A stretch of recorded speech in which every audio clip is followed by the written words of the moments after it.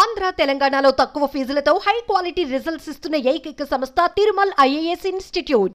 నమస్తే, welcome to Suman TV. నేను జానకి. ఏదైతే జరగకూడదు అనుకున్నామో అదంతా జరిగిపోయింది. చైనాలో కొత్తగా ఒక వైరస్ వచ్చింది. కోవిడ్ మహమ్మారిని తలదన్నే వైరస్ లాగా కూడా ఇది మనం చెప్తున్నారు. హెచ్ఎంపీవీ వైరస్ అనేది కూడా మనకి రాదు అని అనుకున్నాం. భారత్కి ఎట్టకేలకు భారత్కి వచ్చేసింది. 2 కేసులు నమోదయ్యాయి. ఇంతకు ముందు అయితే ఒక చిన్న బేబీకి 8 months బేబీకి వచ్చిందని తెలిసింది. ఇప్పుడైతే మరో బేబీకి కూడా వచ్చింది. అది కూడా బెంగళూరులోనే వచ్చింది. ఒకే హాస్పిటల్లోనే ఇద్దరు కూడా ట్రీట్మెంట్ తీసుకోవడం ఇక్కడ మనం గమనార్హంగా మనం చూడొచ్చు. అదే హాస్పిటల్లో బాప్టిస్ట్ అనే బెంగళూరులోని ఒక హాస్పిటల్ అయితే ఇద్దరు చిన్నారులు కూడా అక్కడ వాళ్ళు ట్రీట్మెంట్ తీసుకుంటున్న పరిస్థితి అయితే కనిపిస్తుంది. అక్కడైతే ల్యాబ్ టెస్ట్లకి కూడా పంపించాం. దాంట్లో 0.7% హెచ్ఎంపీవీ వైరస్ ఉన్నట్లుగా కూడా గుర్తించామని కూడా డాక్టర్స్ చెప్తున్నారు. మా హాస్పిటల్లో చేసినవన్నీ కూడా ల్యాబ్ టెస్ట్లు క్లియర్గానే ఉన్నాయి. దీంట్లో 0.7% అయితే హెచ్ఎంపీవీ వైరస్ కూడా ఉంది అని కూడా క్లియర్గా చెప్తున్న పరిస్థితి కనిపిస్తుంది. దీని మీద ఐసీఎంఆర్ కూడా స్పందించింది. నిజమే 2 కేసెస్ అయితే నమోదు అయ్యాయి అని కూడా చెప్పడం జరిగింది. క్లియర్గా కూడా ఆ పిల్లలు మనం చూసుకుంటే ఎక్కడికి విదేశాలకి వెళ్ళిన ఇది కూడా మనకి కనిపించడం లేదు. అయినా కూడా వైరస్ వచ్చిందంటే మనం ఎంత జాగ్రత్తగా ఉండాలనేది కూడా ఆలోచించాల్సిన అవసరం. గతంలో కరోనా 2019లో ఎంతమందిని మిస్ అయ్యామో కూడా మనం చూసాం. ఎలాంటి పరిస్థితులు ఎదుర్కొన్నామో కూడా చూసాం. మళ్ళీ లాక్డౌన్ తప్పదా అనే పరిస్థితికి కూడా వచ్చామని అనుకోవచ్చు. ఎందుకంటే ఇప్పుడు మళ్ళీ మనకు చూసుకుంటే శీతాకాలంలో కూడా చాలా మందికి ఆస్తమాలు ఉన్న పరిస్థితి కనిపిస్తుంది. చిన్నపిల్లలకి రెగ్యులర్గా వాళ్ళకి రోగనిరోధక శక్తి తక్కువైనా చిన్నపిల్లలు పెద్దలు అనేది ఏం కాదు, ఎవరు దీనికి అతీతం కాదు. ఎక్కువగా పిల్లలు ఇప్పుడు కనిపిస్తుంది కాబట్టి చాలా జాగ్రత్తలు తీసుకోవాల్సిన అవసరం కూడా ఉంది. ఎందుకంటే 8 months బేబీకే వచ్చిన పరిస్థితి ఈరోజు మనకి దాఖలాలు కనిపిస్తున్నాయి. కాబట్టి అందరం చాలా జాగ్రత్తగా ఉండాలి. పిల్లలకి ఏదైనా ముక్కు కారిన, జలుబుగా ఉన్నా, జ్వరంగా ఉన్నా కూడా గొంతు గరగర అనడం ఇలాంటి సిమ్టమ్స్ ఏమైనా కనిపిస్తే వెంటనే వాళ్ళని డాక్టర్కి తీసుకెళ్ళి వాళ్ళకి తగిన చికిత్స అందించాల్సిన అవసరం ఎంతైనా ఉంది. వాళ్ళని శుభ్రంగా ఉంచాల్సిన అవసరం కూడా ఉంది.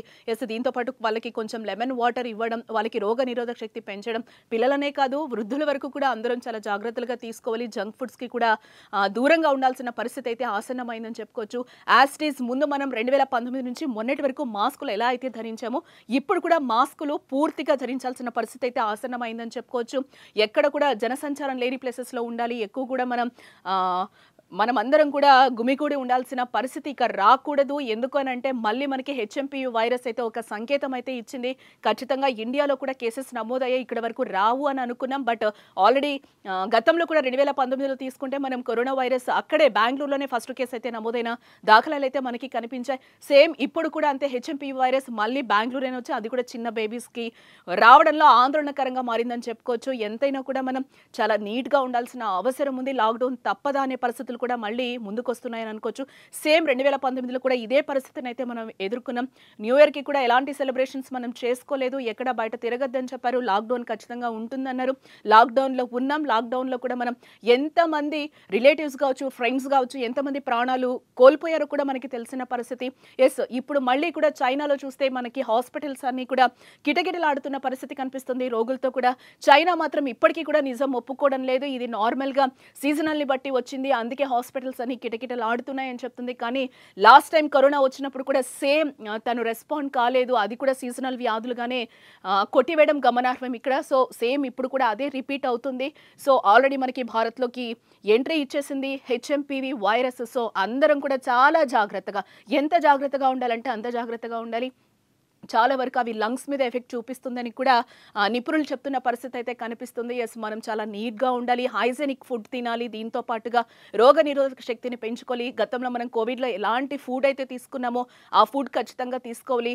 రోగ నిరోధక శక్తి మనం పెంచుకోవాలి. పిల్లలకి అలాగే ఉండాలి. పిల్లలకి ఇట్లాంటి లక్షణాలు ఏమైనా కనిపిస్తే కనుక పిల్లల్ని అయితే 1 week వరకు కూడా స్కూల్కి పంపించకపోవడమే చాలా మంచిది. సీజనల్గా వచ్చే ప్రాబ్లమ్స్ కూడా ఉంటాయి. టెన్షన్ పడాల్సిన అవసరం లేదు. బట్ మనం తీసుకోవాల్సిన జాగ్రత్తలు అయితే తీసుకోవాలి. ఇప్పటికీ చైనా అయితే సీజనల్ వ్యాధులే అంటుంది. బట్ భారత్లోకి ఎంట్రీ ఇచ్చింది హెచ్ఎంపీవీ వైరస్. అది ఎవరికి అతీతం కాదు. కరోనా టైంలో మనం చూసాం ఎలాంటి ప్రాబ్లమ్స్ ఫేస్ చేసామో కూడా. సేమ్ రిపీట్ అయ్యే సిచ్యువేషన్స్ అయితే కనిపిస్తున్నాం. లాక్డౌన్ కూడా తప్పుతుందా తప్పదా మనం చూడాల్సిన అవసరం ఎంతైనా ఉంది. హెచ్ఎంపీవీ భారత్లోకి ఎంట్రీ ఇచ్చింది కాబట్టి అందరం చాలా జాగ్రత్తగా ఉండాలి. మాస్కులు ధరించాలి, ఎప్పటికప్పుడు శానిటైజ్ చేసుకోవాలి. ఒకరు వాడిన వస్తువులు ఇంకొకరం వాడకూడదు. గుంపులుగా ఉన్న ప్రదేశాలకి మనం వెళ్ళకూడదు. ఈ టైంలో ఆ ఊర్లో ఈ ఊర్లో వెళ్ళడం కూడా ఎంతవరకైనా కొంచెం మనం అవాయిడ్ చేయడమే బెటర్ అని సూచిస్తుంది.